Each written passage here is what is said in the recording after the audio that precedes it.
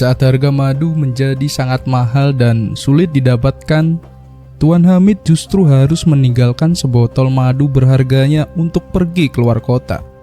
Karena takut dicuri, ia menitipkan kepada Abu Jahil yang terlihat sangat baik dan dapat dipercaya. Namun sepulang dari perjalanannya, Tuan Hamid dibuat terkejut karena madu murni miliknya tiba-tiba berubah menjadi air gula. Abu Jahil bersumpah tak pernah menyentuhnya, sementara tak seorang pun memiliki bukti siapa yang berbohong. Hingga akhirnya Abu Nawas turun tangan dan menggunakan cara yang begitu cerdik untuk membongkar rahasia besar Abu Jahil. Cara sederhana yang tak pernah terfikirkan oleh siapapun sebelumnya. Saat kota Baghdad sedang dilanda musim paceklik, suasana kota terasa muram dan penuh kesulitan. Hujan sudah lama tidak turun, tanah-tanah pertanian mengering, sungai mulai surut dan hasil panen semakin sedikit. Akibatnya harga kebutuhan pokok melonjak tinggi. Di pasar, orang-orang saling berebut membeli bahan makanan. Gandum menjadi mahal, buah-buahan sulit didapat, dan yang paling langka pada saat itu adalah madu. Harganya melambung sangat tinggi hingga hanya orang-orang tertentu saja yang mampu membelinya. Bagi warga Baghdad, madu bukan sekedar makanan manis. Madu dianggap minuman berharga yang bisa memulihkan tenaga dan menjaga kesehatan. Karena itulah banyak orang menginginkannya. Suatu hari, tetangga Abu Nawas yang bernama Tuan Hamid mendapat kiriman madu dari sahabatnya di negeri seberang. Madu itu disimpan dalam botol kaca besar yang tampak mengkilap terkena cahaya matahari. Begitu membuka tutup botolnya sedikit saja, aroma manis madu langsung tercium harum. Wah, ini madu asli, gumam Tuan Hamid sambil tersenyum puas. Sebenarnya ia ingin sekali menikmati madu kiriman tersebut. Namun sayangnya pada hari itu juga ia harus segera berangkat keluar kota untuk urusan penting. Tuan Hamid memandangi botol madunya dengan wajah bimbang. Kalau diminum sekarang, aku pasti terburu-buru dan tak bisa menikmatinya dengan tenang, pikirnya. Namun masalah lain segera muncul. Ia bingung harus menyimpan madu itu di mana. Rumahnya akan kosong selama ia pergi, sedangkan madu itu adalah barang mewah yang sangat mahal. Aku takut madu ini dicuri orang, gumamnya cemas. Madu semahal ini pasti banyak orang yang mengincarnya. Ia juga tak mungkin membawa madu itu dalam perjalanan jauh. Jalanan antar kota terkenal sangat bahaya. Bisa saja botolnya jatuh terpecah atau malah dirampok oleh penjahat. Tuan Hamid pun berpikir keras sampai akhirnya ia mendapat ide. Kenapa aku tidak menitipkannya kepada Abu Nawas ya? Pikirnya. Menurut Tuan Hamid, Abu Nawas adalah seorang yang cerdas sekaligus dapat dipercaya. Maka ia segera pergi menuju rumah Abu Nawas sambil membawa botol madu tersebut dengan hati-hati. Namun sesampainya di sana, rumah Abu Nawas terlihat sepi. Pintu rumah tertutup rapat dan tak ada seorang pun di halaman. Wah, kemana ini Abu Nawas ya? Gumam Tuan Hamid kecewa. Ia pun kembali kebingungan mencari tempat menitipkan madunya. Saat hendak pulang, di tengah jalan ia berpapasan dengan Abu Jahil. "Dari mana Tuan Hamid? Kenapa wajah Anda kebingungan?" tanya Abu Jahil sambil tersenyum. "Ini aku mau menitipkan madu kepada Abu Nawas," jawab Tuan Hamid. "Tapi rumahnya kosong." "Madu?" tanya Abu Jahil penasaran sambil melirik botol yang dibawa Tuan Hamid. "Iya, hari ini aku harus pergi keluar kota dan aku takut madu ini dicuri kalau ditinggal di rumahku." Mendengar kata madu, mata Abu Jahil langsung berbinar diam-diam. Ia tahu betapa mahalnya madu di masa paceklik sekarang ini. Kenapa tidak dititipkan saja kepadaku? Tawarnya cepat. Aku akan menjaganya dengan baik. Wah, benarkah Abu Jahil? Apa kau tak keberatan? Tanya Tuan Hamid. Abu Jahil segera tertawa kecil. Hanya menjaga sebotol madu kecil aja. Apa sih susahnya? Karena merasa tidak punya pilihan lain, Tuan Hamid akhirnya menyerahkan botol madu itu kepada Abu Jahil. Wah, terima kasih Abu Jahil, kata Tuan Hamid lega. Sekarang aku tak perlu khawatir lagi. Maka berangkatlah Tuan Hamid keluar kota dengan hati yang tenang. Namun setelah Tuan Hamid pergi, Abu Jahil langsung membawa botol madu itu ke dapurnya. Ia menatap botol tersebut dengan penuh godaan. Sedikit saja mungkin tak masalah, gumamnya. Awalnya ia hanya ingin mencicipi 1 sendok. Namun rasa manis madu yang begitu lezat membuatnya ketagihan. Sedikit demi sedikit madu itu terus berkurang hingga akhirnya habis tanpa sisa. Barulah Abu Jahil panik. Astaga, bagaimana kalau Tuan Hamid kembali? Katanya gelisah. Karena takut ketahuan, ia lalu menyuruh anak pelayannya mengisi botol itu dengan air gula agar terlihat seperti madu. Cepat, isi sampai penuh, bisiknya panik. 2 bulan kemudian Tuan Hamid akhirnya pulang dari perjalanannya. Tubuhnya tampak lelah setelah perjalanan jauh. Hal pertama yang ingin ia lakukan adalah mendatangi Abu Jahil untuk mengambil madu titipannya. Wah, Anda sudah pulang rupanya Tuan, sambut Abu Jahil dengan wajah berpura-pura ramah. Anda pasti mau mengambil madu ya? Tenang saja, madunya masih seperti saat Anda menitipkannya.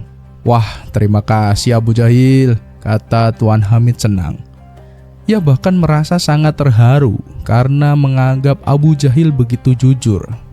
Sebagai tanda terima kasih, ambillah setengah isinya Abu Jahil, tawar Tuan Hamid dengan tulus.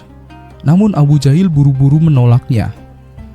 Wah, gak usah Tuan Hamid, aku tak bisa menerimanya. Lagi pula, apa susahnya sih menjaga sebotol madu? Mendengar jawaban itu, Tuan Hamid semakin kagum. Sesampainya di rumah, Tuan Hamid segera membuka botol madu itu. Ia ingin menikmati madu sambil beristirahat setelah perjalanan panjang. Namun, begitu madu itu masuk ke mulutnya, wajahnya langsung berubah heran. Loh, kenapa rasanya seperti air gula? Ia mencoba lagi untuk memastikan, tapi rasanya tetap sama. Mungkin Abu Jahil keliru mengambil botolnya ini, pikirnya mencoba berbaik sangka. Keesokan harinya, Tuan Hamid kembali mendatangi rumah Abu Jahil. Maaf Abu Jahil, katanya hati-hati. Apakah botol maduku tertukar dengan botol air gula milikmu? Mendengar pernyataan itu, wajah Abu Jahil langsung berubah kesal. Enggak, tidak tertukar, bantahnya keras. Selama ini aku simpan di dapur kok. Aku sama sekali tak pernah menyentuhnya. Anda jangan memfitnah saya, Tuan Hamid. Tapi bagaimana bisa madu berubah menjadi air gula? Tanya Tuan Hamid bingung. Akhirnya pertengkaran pun terjadi. Keduanya saling bersikeras mempertahankan pendapat masing-masing. Suara mereka yang keras membuat para tetangga berdatangan menonton. Tak lama kemudian Abu Nawas muncul untuk melerai keributan tersebut. Sudah, kata Abu Nawas tenang. Coba ceritakan apa yang terjadi. Tuan Hamid lalu menjelaskan semua dari awal, sementara Abu Jahil terus membela diri dan bersumpah bahwa ia tak pernah menukar isi botol madu tersebut. Abu Nawas mendengarkan dengan serius sambil mengusap janggutnya. Baiklah, ujar Abu Nawas.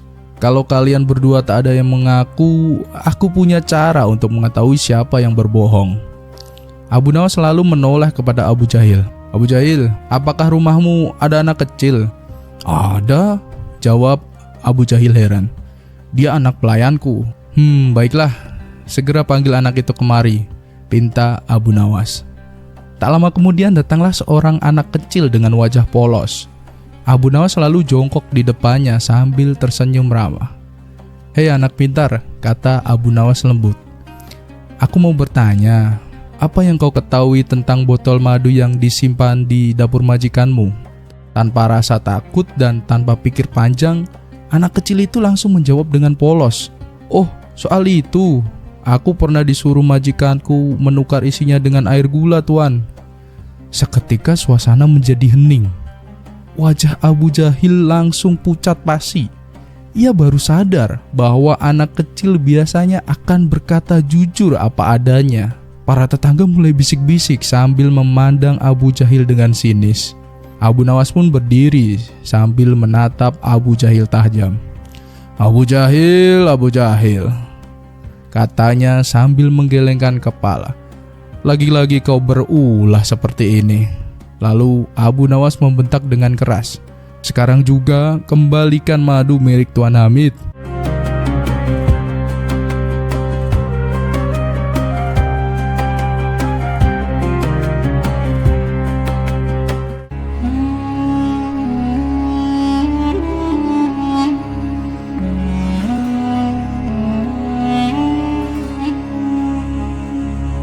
Sudah menjadi rahasia umum bahwa Abu Nawas sering menjadi bahan ejekan dan permainan Baginda Raja. Kadang dijebak dengan pertanyaan-pertanyaan sulit, kadang juga disuruh melakukan hal-hal yang mustahil. Tapi entah bagaimana Abu Nawas selalu lolos dengan kecerdikannya. Namun kali ini ia punya rencana balas dendam yang cukup nyeleneh. "Sudah cukup aku dijadikan bahan hiburan. Sekarang giliran Baginda yang tertawa karena ulahku," gumam Abu Nawas sambil tersenyum licik. Suatu pagi, penduduk kota dikejutkan oleh pemandangan yang sungguh aneh.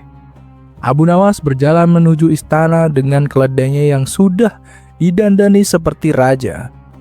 Kepala si keledai dihiasi mahkota palsu dari logam kaleng yang mengkilap, dan tubuhnya dibalut kain tirai yang tampak mewah jika dilihat dari kejauhan. Sambil berjalan, Abu Nawas berteriak lantang, "Hidup Baginda Raja! Hidup Baginda Raja!" Orang-orang keluar dari rumah mereka. Beberapa melongo, beberapa tertawa, tapi ada juga yang geram. "Wah, Abu Nawas sudah gila. Dia menyamakan raja dengan keledai," ujar seorang warga. "Gak bisa dibiarkan. Laporkan ke istana, ini penghinaan," teriak yang lain. Namun Abu Nawas tetap tenang. Ia terus berjalan dengan ekspresi bangga, seolah benar-benar sedang mengarak sang raja. Sesampainya di depan gerbang istana, teriakannya semakin keras, bahkan si keledai pun tampak kebingungan. Mungkin karena terlalu banyak disoraki.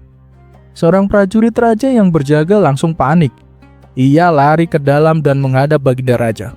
"Paduka yang mulia, ini gawat. Abu Nawas ada di gerbang istana dan ia meneriakkan nama Paduka sambil membawa seekor keledai yang memakai mahkota." Baginda Raja mengangkat alis. "Lalu, apa masalahnya? Dia rakyatku, bukankah itu bentuk pujian?" Tapi Paduka, keledai itu didandani seperti raja. Orang-orang bilang dia menyamakan Baginda dengan seekor keledai." Wajah Baginda Raja langsung berubah menyerah padam. "Kurang ajar. Suruh tangkap dia sekarang juga dan bawa ke hadapanku. Kali ini dia tak akan lolos begitu saja." Dan tak butuh waktu lama, Abu Nawas digiring masuk ke dalam istana. Meski dijaga ketat oleh para prajurit, ia tetap tersenyum santai. Bahkan keledainya pun ikut masuk dengan langkah pelan seperti pejabat tinggi. Di hadapan Baginda Raja yang murka, Abu Nawas membungkuk sopan. "Hai Abu Nawas," bentak sang raja. "Apa maksudmu semua ini? Berani-beraninya kau menyamakanku dengan seekor keledai?" Abu Nawas tetap tenang. Dengan suara lembut ia menjawab, "Ampun Paduka yang mulia, saya tidak berniat menyamakan Paduka dengan keledai. Saya justru ingin menunjukkan betapa besarnya kecintaan saya kepada Paduka. Karena itu, saya dandani keledai saya dengan kain terbaik dan mahkota yang indah sebagai simbol penghormatan saya sebelum menyebut nama Paduka." Ia melanjutkan, "Dan saya pun mengenakan pakaian terbaik saya hari ini. Karena bagi saya menyebut nama Baginda adalah sebuah kehormatan yang pantas dirayakan, bahkan oleh keledai sekalipun." Baginda Raja sempat terdiam. Para penasehat mulai saling pandang, berbisik-bisik. Tak yakin apakah Abu Nawas sedang memuji atau menyindir. Lalu, tiba-tiba Baginda Raja tertawa terbahak-bahak. Hahaha, dasar Abu Nawas, mulutmu seperti pedang yang dilapisi madu. Ia bangkit dari singgasananya lalu berkata, kau memang menyebalkan, tapi terlalu cerdik untuk dihukum. Kali ini, aku maafkan. Tapi lain kali, jangan coba-coba keledai itu dijadikan penasehat kerajaan ya. Semua orang yang hadir ikut tertawa. Abu Nawas pun pamit sambil menepuk keledainya pelan. Tenang saja Paduka, dia terlalu jujur untuk jadi penasehat.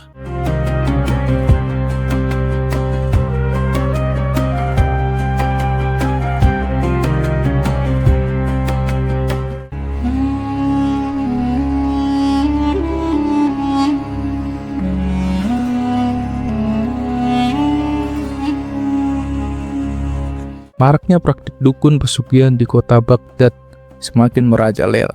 Banyak orang mendatangi dukun meskipun harus membayarnya dengan tarif yang cukup mahal. Tapi alih-alih usahanya menjadi sukses, yang ada malah banyak yang gulung tikar. Meski demikian, tak sedikit orang yang masih mempercayai dukun pesugihan. Hal ini membuat Abu Nawas menjadi resah. Maka, ia berinisiatif datang ke istana dan melaporkannya kepada Baginda Raja.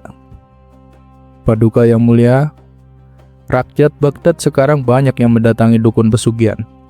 Paduka harus menindak dukun-dukun itu segera, lapor Abu Nawas. Namun, reaksi Baginda Raja justru menjadi bumerang bagi Abu Nawas. Masalah ini aku serahkan kepadamu, wahai Abu Nawas. Kau harus bisa menyelesaikannya. Aku beri kamu waktu seminggu untuk menyadarkan rakyatku. Kalau sampai gagal, kau yang akan aku hukum, ancam Baginda Raja. Sontak Abu Nawas terkejut mendengarnya. Tapi, apa mau dikata, Abu Nawas sudah terlanjur melaporkannya. Tapi Paduka, mengapa hamba yang menjadi sasaran? Hamba hanya melaporkannya, ujar Abu Nawas. Aku tidak mau tahu. Pokoknya kamu harus bertanggung jawab. Kalau kau menolak tugas ini, kau akan tetap mendapat hukuman, tegas Baginda Raja. Akhirnya dengan berat hati Abu Nawas menerima tugas tersebut. Ia pun kemudian pamit pulang. Setibanya di rumah, Abu Nawas terus memikirkan bagaimana caranya menyelesaikan tugas yang diberikan oleh Baginda Raja. Setelah merenung lama, ia pun mendapatkan ide cemerlang. Keesokan harinya, Abu Nawas pergi ke pasar untuk membeli sebuah kandang yang ukirannya sangat indah. Kandang tersebut ia gunakan untuk menaruh burung miliknya. Kemudian ia sesumbar kepada orang-orang bahwa burung yang ada di dalam kandang bukanlah burung sembarangan. Oleh karena itu, Abu Nawas memperlakukannya dengan penuh istimewa. Setiap hari ia membeli minyak wangi yang mahal hanya untuk mengolesi burung miliknya. Perilaku tersebut tentu saja membuat orang penasaran dan ingin mengetahui apa keistimewaannya. Suatu ketika, saat Abu Nawas pulang dari pasar, beberapa orang menghampirinya dan bertanya, "Wahai Abu Nawas, sebenarnya apa sih keistimewaan burungmu itu?" Abu Nawas menjawab, "Burung itu bisa memberikan uang kepada pemiliknya sebanyak yang dia inginkan." Akhirnya dalam waktu sehari, kabar tentang burung ajaib milik Abu Nawas langsung menyebar ke seluruh penduduk Baghdad. Ada yang mempercayainya, ada pula yang tidak percaya. Lantas, untuk membuktikan rasa penasaran mereka pun berbondong-bondong mendatangi rumah Abu Nawas. Setibanya di sana, mereka mendapati Abu Nawas sedang duduk di depan rumah, memperlakukan burungnya dengan penuh istimewa. "Hei Abu Nawas, apa benar burung milikmu bisa memberimu uang?" tanya mereka. "Katanya sih begitu," jawab Abu Nawas. "Jadi, selama ini burung itu tidak pernah memberimu uang?" tanya mereka lagi. "Sampai saat ini sih belum. Tapi aku yakin suatu saat dia pasti akan memberiku uang sebab aku memperlakukannya dengan istimewa," jawab Abu Nawas. "Tahuilah Abu Nawas, usahamu itu sia-sia. Mana mungkin seekor burung bisa memberimu uang. Percuma saja kamu memberinya minyak wangi yang mahal dan memperlakukannya secara istimewa. Itu justru akan membuatmu kehilangan banyak uang, kata mereka. Inilah saat yang ditunggu-tunggu Abu Nawas. Ia pun kemudian berkata, "Lalu, bagaimana dengan kalian? Kalian rela mendatangi dukun pesugihan dengan menghabiskan uang yang banyak? Apa kalian yakin dengan mendatanginya usaha kalian bisa bertambah sukses? Yang ada uang kalian semakin berkurang. Karena untuk membayar dukun tersebut, saya masih mending lebih berharap kepada burung karena bagaimanapun dia tidak akan berbohong. Dengan kalian, dukun yang kalian datangi bisa berbohong, bahkan bisa menipu kalian," jelas Abu Nawas. Setelah mendengar penjelasan Abu Nawas, mereka pun tersadar akan kekeliruannya. Sejak saat itu, mereka sudah tak lagi mendatangi dukun pesugihan. Akhirnya dalam kurang waktu seminggu, Abu Nawas berhasil menyelesaikan tugas yang diberikan Baginda Raja. Seperti biasa, atas keberhasilannya, Baginda Raja memberi hadiah berupa pundi-pundi uang.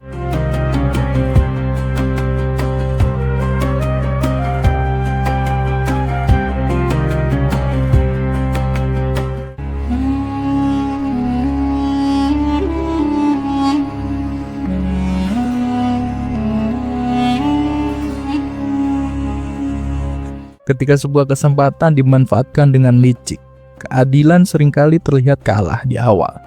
Seorang petani yang terdesak kebutuhan air justru terjebak dalam permainan kata-kata yang merugikan.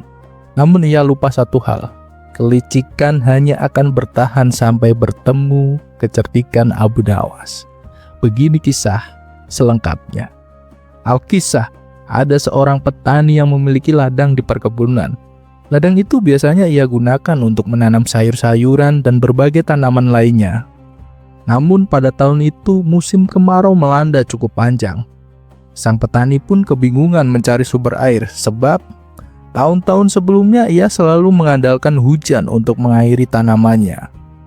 Di sebelah ladang miliknya terdapat sebuah sumur dengan air yang melimpah.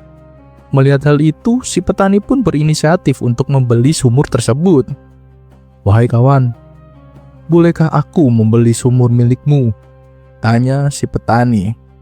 "Boleh, asal harganya cocok," jawab si pemilik sumur. "Baiklah, berapa harga yang kau inginkan?" "Harganya 100 dinar," jawabnya singkat. "Hah? 100 dinar? Mahal sekali," seru si petani. "Kalau tidak mau ya udah, aku tidak memaksa," ujar pemilik sumur. Namun karena sangat membutuhkan air untuk ladangnya, si petani pun akhirnya terpaksa menyetujui pembelian sumur itu dengan harga yang sangat-sangat tinggi.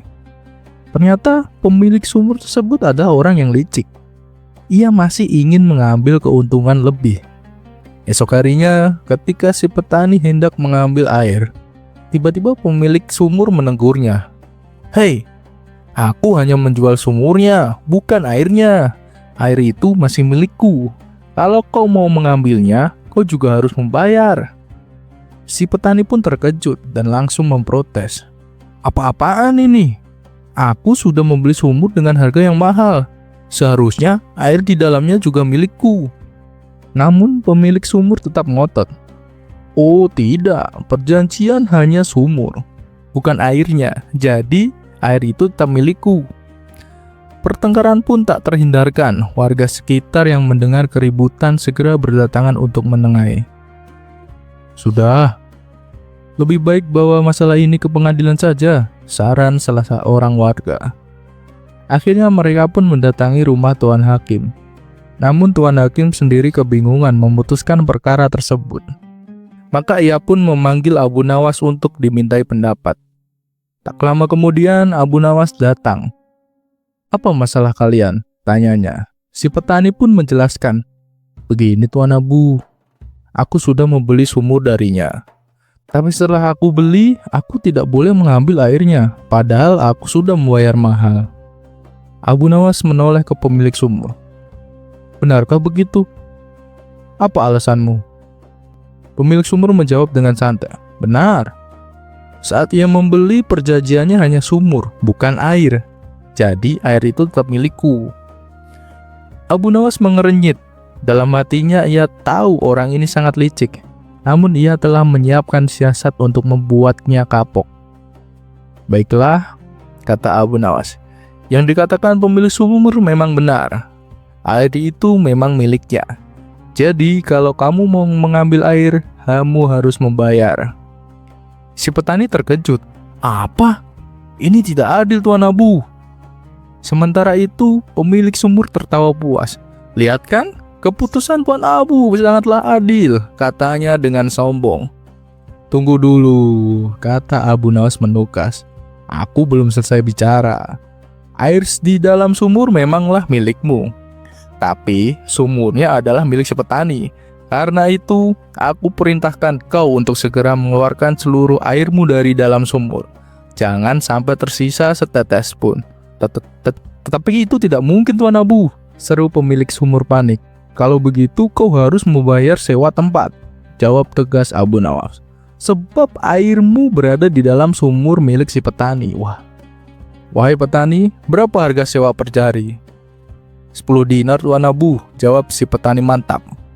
Nah, kata Abu Nawas, mulai sekarang dan seterusnya kau harus membayar 10 dinar setiap hari kepada si petani. Si pemilik sumur pun langsung pucat pasi. Ini tidak masuk akal, kenapa aku harus membayar sewa tiap hari? Ya, itu terserah padamu, jawab Abu Nawas dengan tenang. Jika kau tetap bersikeras dengan air itu milikmu, maka kau wajib membayar sewa, kecuali kau ikhlaskan air itu menjadi milik si petani. Akhirnya dengan wajah kecewa, pemilik sumur pun menyerah. Baiklah, air itu biarlah menjadi miliknya. Si petani pun tersenyum lega. Awalnya ia mengira Abu Nawas tidak adil. Namun ternyata semua itu hanyalah siasat untuk memperdayai pemilik sumur yang licik. Berkat kecerdikan Abu Nawas, rencana jahat itu pun gagal total.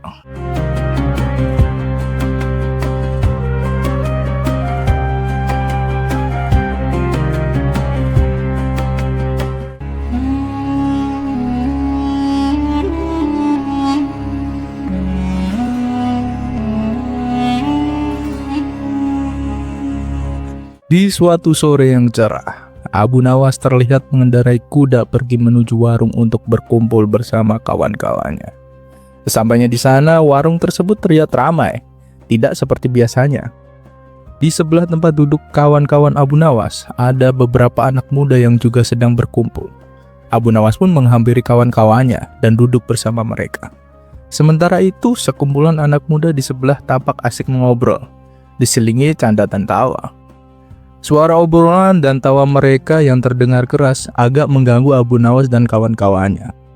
Salah satu kawan Abu Nawas berkata, pemuda zaman sekarang, minim sopan santun.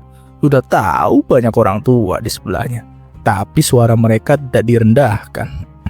Abu Nawas membalas, sudahlah, namanya juga anak muda. Kita sebagai orang tua harus lebih bijak dan arif. Yang lain menimpali. Benar apa yang dikatakan Abu Nawas. Orang tua memang lebih arif daripada anak muda. Sekumpulan anak muda di sebelahnya merasa tidak terima mendengar hal itu. Salah satu dari mereka berkata, kalian para orang tua memang lebih arif, tapi kami anak muda jauh lebih kuat dari kalian. Kawan-kawan Abu Nawas sependapat dengan ucapan si pemuda, tapi Abu Nawas berbeda pendapat. Ia sama sekali tidak setuju. Kata siapa? Menurutku tua atau muda sama saja tenaganya. Waktu masih muda sama saja, ketika sudah tua juga. Wahai Pak Tua, coba buktikan ucapanmu, kata salah satu pemuda. Baik, akan aku buktikan. Kau lihat kuda yang kunaiki? Waktu aku masih muda, aku tak kuat mengangkatnya. Dan sekarang, ketika sudah tua, aku masih juga tak kuat, jawab Abu Nawas. Kalau kau tak percaya, coba angkat kuda itu. Pasti tenagamu tidak kuat seperti aku, lanjut Abu Nawas. Mendengar itu, spontan kawan-kawan Abu Nawas tertawa terpinggal-pinggal. Adapun si pemuda berlalu meninggalkan Abu Nawas dengan menahan rasa malu.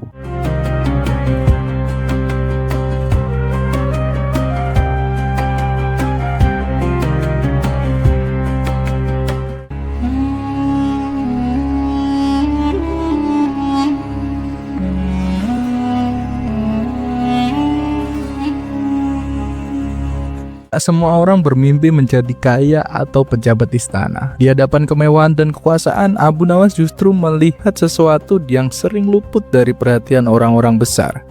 Dalam obrolan santai bersama Baginda Raja, satu pertanyaan sederhana merubah menjadi sindiran halus yang membuat sang raja tertawa, sekaligus tersadar. Begini kisah selengkapnya. Di sela-sela waktu senggangnya, Baginda Raja duduk santai bersama Abu Nawas. Ketika mereka sedang asik berbincang kesana kemari, terlintas di benak Baginda Raja sebuah pertanyaan yang selama ini membuatnya penasaran. Abu Nawas, andai kau mau menjadi pejabat istana, hidupmu pasti akan kaya. Apa sih enaknya jadi orang miskin? Tanya Baginda Raja. Dengan enteng Abu Nawas menjawab, Siap malam saya bisa tidur nyenyak Paduka, karena tidak takut kemalingan. Mana ada maling yang mau mencuri di rumah orang miskin. Jawaban spontan itu membuat Baginda Raja tertawa lepas. Sekarang gantian saya yang bertanya Paduka. Apa sih enaknya jadi orang kaya? Tanya Abu Nawas. Tentu saja banyak Abu Nawas. Apapun yang kau inginkan pasti bisa terbeli. Bisa menyuruh orang miskin melakukan sesuatu untuk dikerjakan. Jawab Baginda Raja. Kalau begitu, lanjut Baginda Raja. Apa tak enaknya menjadi orang miskin, wahai Abu Nawas? Banyak Paduka. Orang miskin seperti saya ini seringkali keinginannya tidak kesampaian dan jarang sekali makan hidangan yang enak-enak. Jawab Abu Nawas jujur.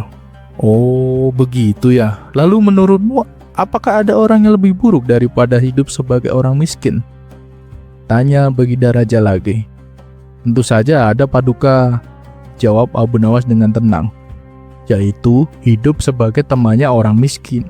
Orang seperti itu tidak punya perasaan karena suka menyuruh seenaknya. Menyadari bahwa perkataan Abu Nawas itu menyindir dirinya, Baginda Raja justru tertawa terpingkal-pingkar.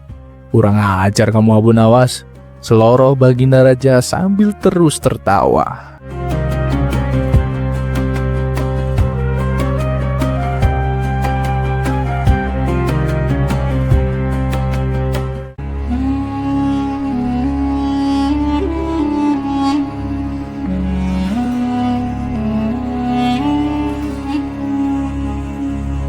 Suatu ketika, Baginda Raja kedatangan 3 orang tamu dari desa.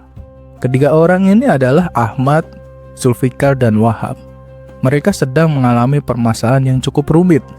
Dan karena itulah mereka datang untuk meminta solusi kepada Baginda Raja.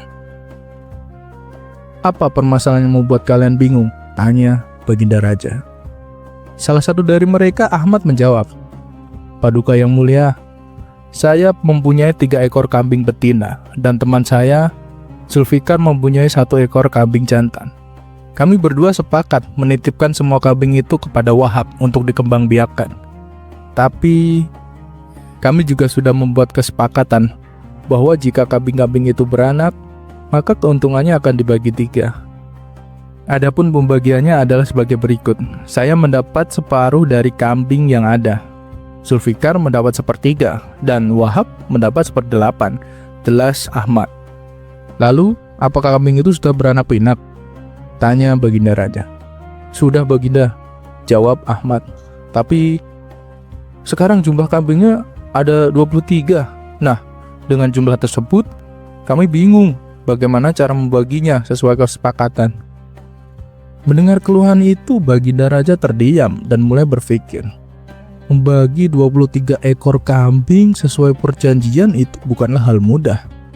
Jika Ahmad mendapat setengah, berarti ia mendapat 11,5 ekor. Zulfikar yang mendapat 1/3 berarti memperoleh 7/2/3 ekor. Dan Wahab yang mendapat 1/8 berarti hanya mendapat 2/7/8 ekor.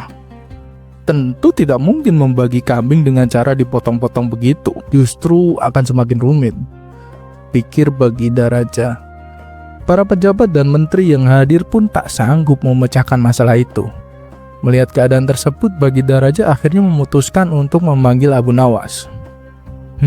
Mungkin Abu Nawas bisa mengatasi masalah ini, gumam Baginda Raja dalam hati. Lalu Baginda menyuruh prajurit untuk memanggil Abu Nawas ke istana. Tak lama kemudian datanglah Abu Nawas menghadap. "Ampun Paduka yang mulia, ada gerangan apa hamba dipanggil?" tanya Abu Nawas. Baginda Raja pun menjelaskan permasalahan yang sedang dihadapi oleh Ahmad, Zulfikar, dan Wahab. "Oh, kalau begitu sih gampang Paduka," jawab Abu Nawas santai. "Insya Allah saya bisa menyelesaikannya dengan adil. Tapi saya minta tolong, kambing-kambingnya dibawa masuk dulu ke dalam istana," lanjutnya. Akhirnya ke-23 ekor kambing itu dituntun masuk. Setelah menghitung ulang dan memastikan jumlahnya benar, Abu Nawas berkata, "Paduka yang mulia, izinkan saya meminjam 1 ekor kambing milik Baginda." Baginda pun meminjamkan seekor kambing, sehingga jumlahnya menjadi 24 ekor. Sekarang jumlahnya 24. "Pak Ahmad, karena Anda mendapat setengah bagian, silahkan ambil 12 ekor kambing," ujar Abu Nawas. Ahmad pun mengambil 12 ekor. "Pak Zulfikar, Anda mendapat sepertiga, jadi silahkan ambil 8 ekor," lanjut Abu Nawas. Zulfikar pun mengambil bagiannya. "Dan Pak Wahab, karena Anda mendapat 1/8, silahkan ambil 3 ekor kambing," kata Abu Nawas. Wahab juga mengambil bagiannya. "Nah, sekarang tinggal 1 ekor. Karena kambing itu saya pinjam dari Baginda Raja, maka saya kembalikan ke Baginda," jelas Abu Nawas. Dengan demikian, semuanya mendapat hak sesuai kesepakatan tanpa harus memotong-motong kambing. Ketiga orang itu pun merasa puas dengan solusi yang diberikan Abu Nawas. Maka mereka berterima kasih dan kembali ke rumah masing-masing. Baginda Raja juga berterima kasih kepada Abu Nawas dan memberikan hadiah karena telah membantu menyelesaikan persoalan rakyatnya.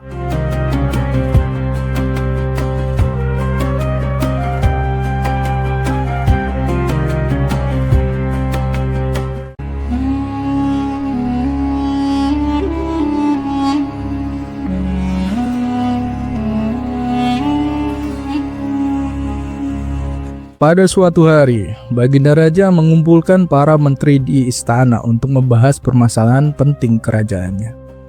Abu Nawas yang dikenal sebagai penasihat cerdik dan jenaka juga turut diundang dalam pertemuan tersebut. Setelah pembahasan selesai, Baginda Raja memberi peringatan keras kepada semua yang hadir. "Besok, kalian semua harus datang tepat waktu. Jika ada yang terlambat, aku tak segan-segan menjatuhkan hukuman," ancam Baginda Raja dengan suara tegas. Semua yang hadir pun membungkuk hormat dan memohon diri untuk pulang, termasuk Abu Nawas.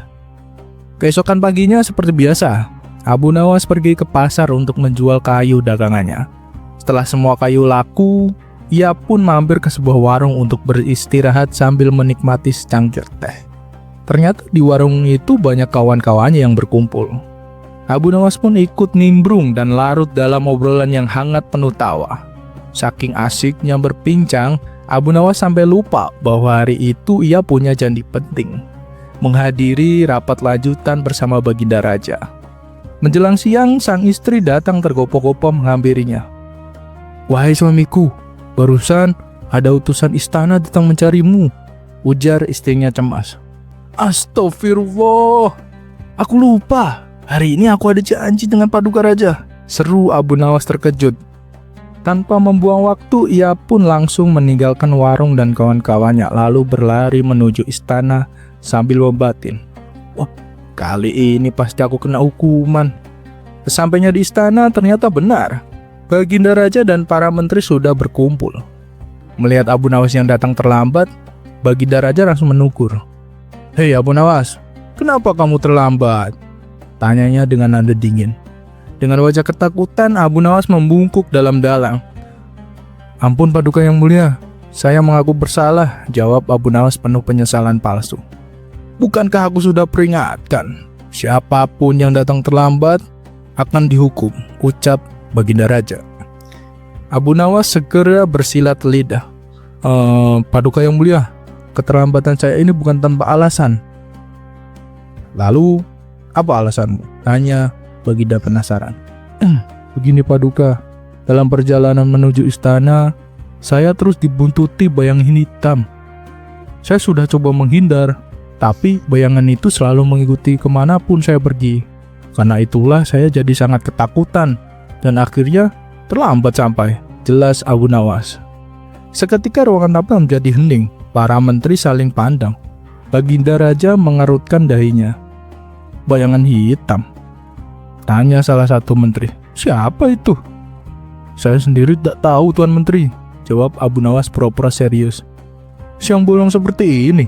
Mana mungkin ada setan? Ucap Baginda Raja setengah curiga. Kamu jangan mengada-ngada, Abu Nawas. Kalau Paduka tak percaya,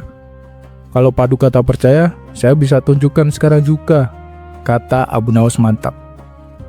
Karena penasaran, Baginda Raja dan para menteri ikut bersama Abu Nawas keluar ruangan menuju halaman istana. Saat matahari bersinar terik, Abu Nawas berdiri di tengah lapangan. Ia menunjuk bayangan tubuhnya sendiri yang jatuh ke tanah. Lihat Paduka, bayang hitam itu masih mengikuti saya. Lalu ia mulai berlari kecil sana kemari sambil berteriak. Ia mengikutiku, kemanapun aku pergi, ia tak pernah berhenti membuntutiku. Melihat tingkah Abu Nawas yang seperti orang dikejar bayang-bayang secara harfiah, Baginda Raja dan para menteri tak bisa menahan tawanya. Mereka tertawa terpinggal-pinggal, hingga beberapa bahkan memegang perutnya. Ternyata, bayangan hitam yang dimaksud Abu Nawas hanyalah bayangan tubuhnya sendiri, yang muncul karena sinar matahari. Tawa yang lepas membuat suasana istana menjadi cair. Ketegangan yang tadinya menyelimuti rapat pun berubah menjadi ringan. Baginda Raja menggeleng-gelengkan kepala sambil tersenyum. Sudahlah Abu Nawas. Kau ini memang selalu punya akal ajaib. Aku ampuni keterlambatanmu, ucap Baginda Raja tertawa geli. Abu Nawas pun diizinkan untuk bergabung dalam rapat. Tanpa hukuman sedikit pun, bahkan ia malah berhasil menghibur seluruh istana.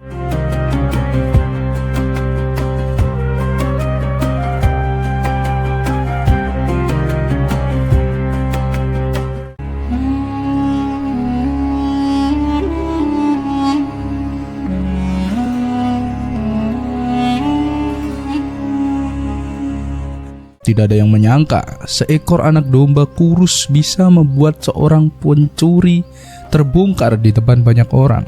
Awalnya Abu Nawas hanya ingin berkurban di hari raya Idul Adha, meski hidupnya serba kekurangan.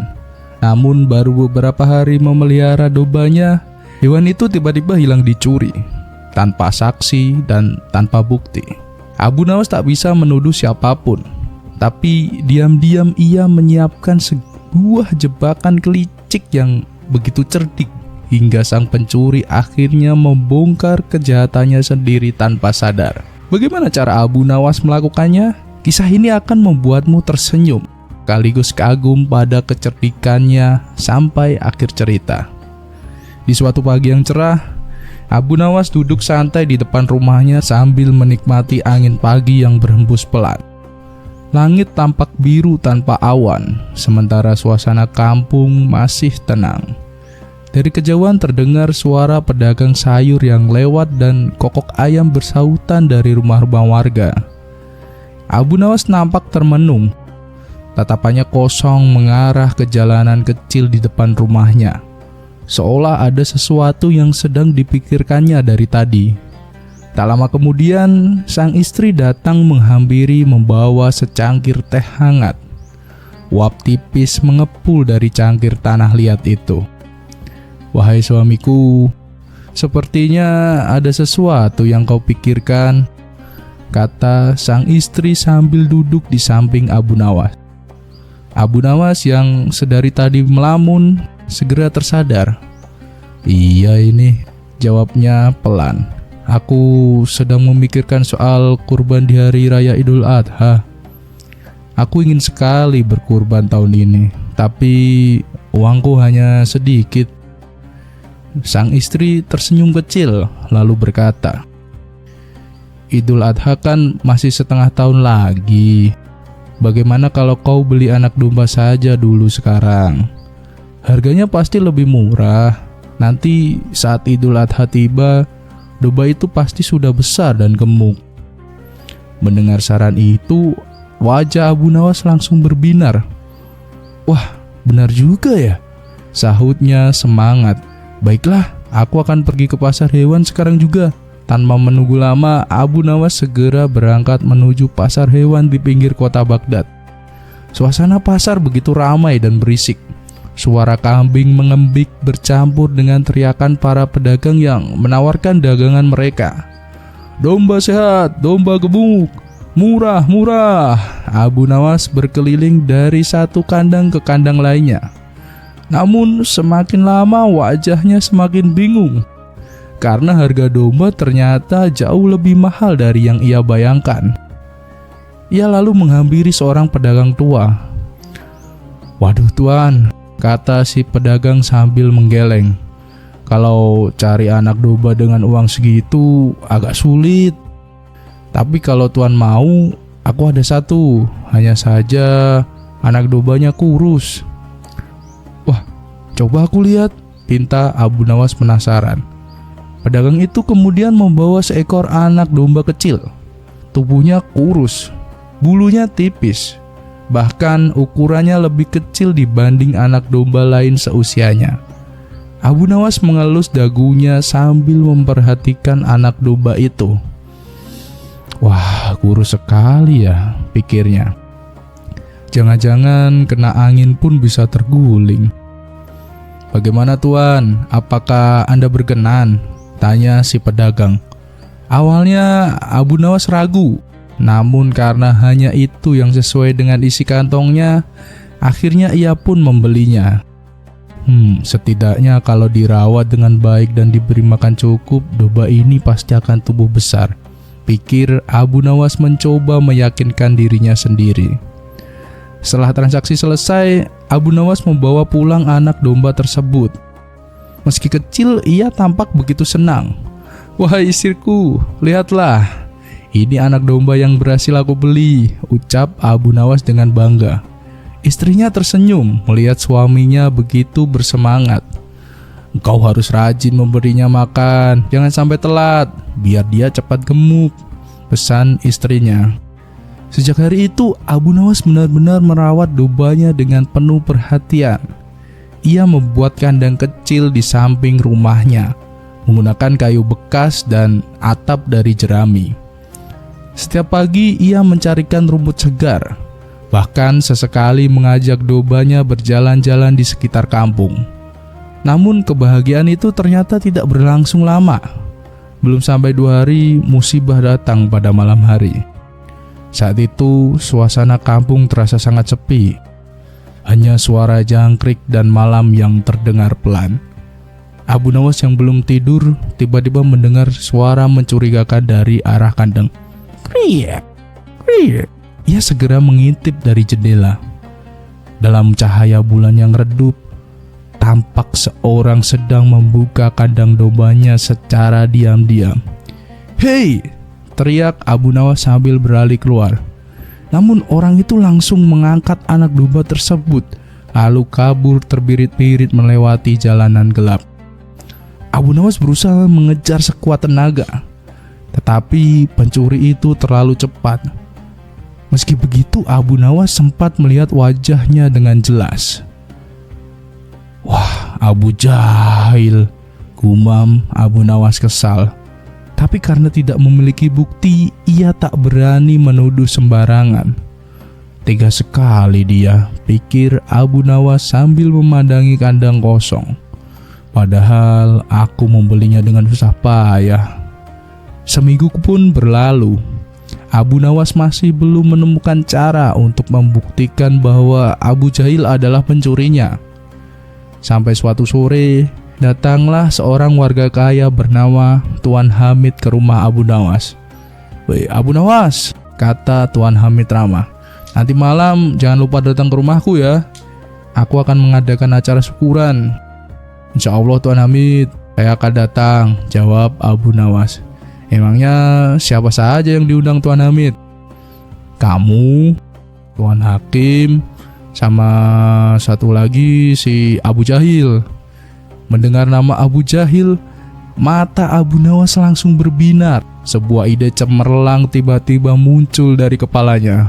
"Baiklah," batinnya sambil tersenyum tipis. Kurasa malam ini akan sangat menarik. Malam harinya, rumah Tuan Hamid pun tampak ramai dan terang oleh lampu minyak. Aroma masakannya pun memenuhi udara di dalam ruangan. Ketika Abu Nawas datang, ternyata Tuan Hakim dan Abu Jahil sudah lebih dulu hadir. Mereka duduk mengelilingi meja makan sambil mengobrol santai. Begitu melihat Abu Nawas, Abu Jahil langsung berpura-pura prihatin. "Abu Nawas, saya dengar anak dombamu dicuri maling ya? Wah, kasihan sekali ya." Abu Nawas hanya tersenyum tipis tanpa menjawab. Tuan Hakim pun ikut bertanya, "Wah, benarkah Abu Nawas? Kapan kejadiannya itu?" "Sudah sekitar seminggu yang lalu, Tuan Hakim," jawab Abu Nawas pelan. Tak lama kemudian Tuan Hamid datang membawa sepanci besar sop kambing yang masih mengepul panas. Aroma gurihnya langsung memenuhi ruangan. Abu Jahil tampak yang paling bersemangat. "Wah, kelihatannya sedap sekali ini. Aku sudah tak sabar menyantapnya," katanya sambil tertawa. Saat itulah Abu Nawas mulai menjalankan rencananya. "Kalau melihat sop kambing ini," katanya perlahan, "aku jadi teringat anak domba kesayanganku yang hilang." Suasana mulai hening. "Sayang sekali ya," lanjut Abu Nawas dramatis. "Padahal anak domba itu tak ada duanya di desa ini. Badannya gemuk, bulunya lembut seperti sutra, dan matanya bersinar indah." Tuan Hamid dan Tuan Hakim mulai mendengarkannya dengan serius. "Itu belum seberapa," tambah Abu Nawas sambil menatap jauh. "Saat bulan purnama, anak dombaku bahkan bisa mendendangkan qasidah." Tuan Hamid langsung melongo. "Benarkah ada domba seperti itu, Abu Nawas?" tanyanya kagum. Sementara Abu Jahil mulai gelisah. Ia tahu betul domba itu sebenarnya kurus dan biasa saja. Semakin lama, ia semakin kesal mendengar Abu Nawas yang terus-menerus membual. Akhirnya karena ia tak tahan lagi, tanpa sadar ia pun berkata, "Dasar pembual," bentak Abu Jahil. "Jangan percaya, Abu Nawas hanya mengarang cerita itu." Tuan Hakim langsung menoleh. "Wah, yang benar yang mana ini?" tanyanya penasaran. Abu Nawas selalu berkata tenang. "Kalau saja anak domba itu masih ada, pasti Tuan Hakim akan percaya." Iya juga ya," sahut Tuan Hakim sambil mengangguk-angguk. Abu Jahil makin emosi. "Alah, cerita bohong itu. Anak domba itu tidak bisa apa-apa," protesnya keras. "Apa buktimu, Abu Jahil?" tanya Tuan Hakim. Tanpa sadar Abu Jahil langsung menjawab, "Sebab anak dombanya ada padaku." Suasana tiba-tiba hening. Wajah Abu Jahil langsung pucat pasi. Ia baru sadar bahwa dirinya telah terjebak. Abu Nawas pun tersenyum lebar. Nah, sekarang terungkap siapa pencuri anak dombaku." Ternyata sejak awal Abu Nawas dan Tuan Hakim sudah bekerja sama membuat jebakan. Cerita tentang anak domba yang bisa menyanyi hanyalah umpan agar Abu Jahil terpancing emosi dan keceplosan. Tuan Hakim segera berdiri dengan wajah tegas. "Abu Jahil, sekarang juga kembalikan anak domba milik Abu Nawas dan bersiaplah menerima hukuman." Akhirnya Abu Jahil tidak bisa mengelak lagi. Ia terpaksa mengembalikan anak domba curiannya kepada Abu Nawas. Sebagai hukuman atas perbuatannya, Abu Jahil dijatuhi hukuman penjara selama 3 bulan. Sementara Abu Nawas pulang dengan wajah puas sambil menuntun kembali anak dombanya. "Untung saja pencurinya bodoh," gumam Abu Nawas sambil tersenyum kecil.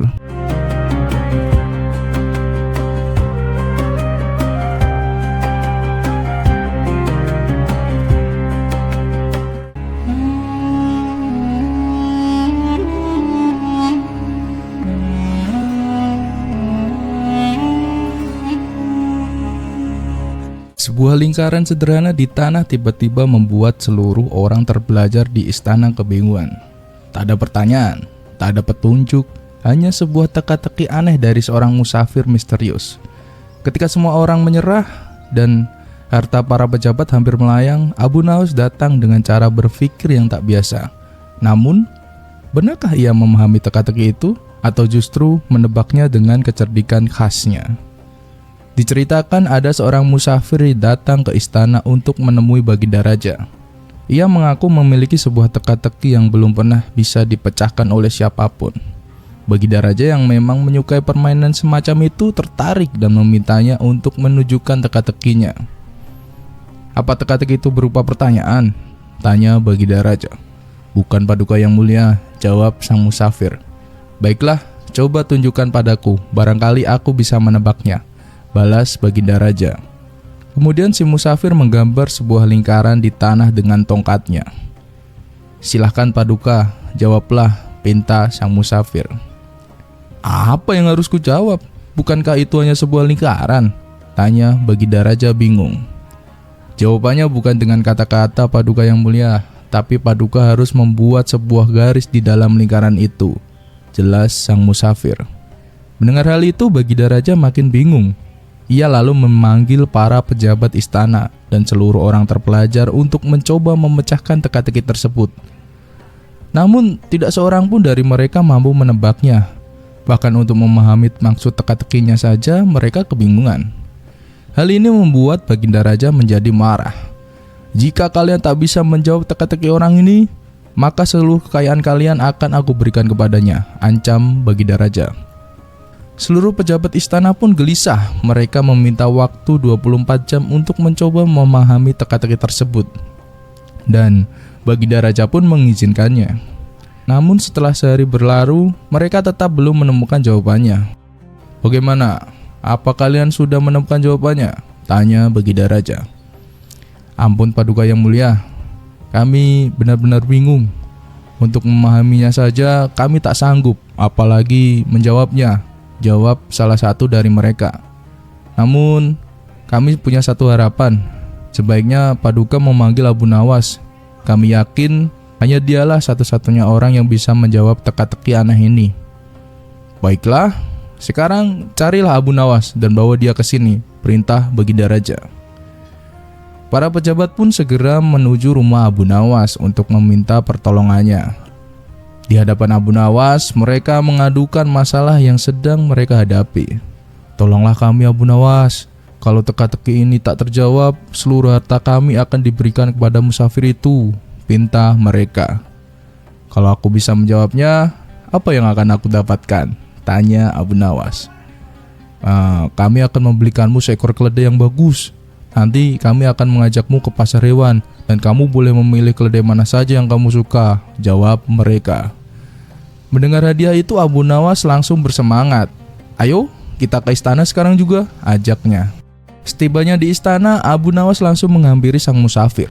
"Tunjukkan teka-tekinya, aku siap menjawabnya," ucap Abu Nawas mantap. Sang musafir menggambar lingkaran dengan tongkat di tanah dan menatap Abu Nawas.